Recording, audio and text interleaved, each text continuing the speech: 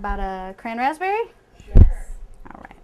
So in winter, when there isn't fresh fruit available, you can use dried fruit, dried cranberries, dried berries, dried blueberries, and then the jams and jellies. And I love how I'll even use sometimes like a chutney, an apple cranberry chutney, which has a variety of different spices in it. So here we go.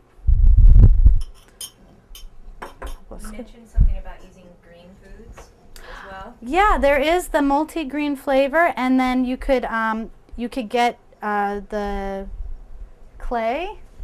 Is that the Klamath clay? Was that what you called it? Klamath algae. The Klamath algae. You could get the algae or the spirulina, and you could add those in as well to make your own version of the green kombucha.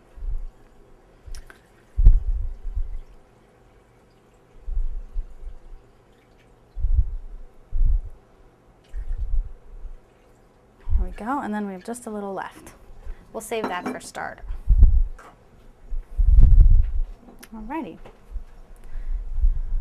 Now let's check on our water to see if it is boiling. Which it is, I think, mostly. Sorry. Okay. So once the water boils, you can turn it off and add your tea bags. I do 6 bags for 1 gallon of water, and again, that was half the Earl Grey and half the green tea. And now this is just going to steep for 5 to 10 minutes.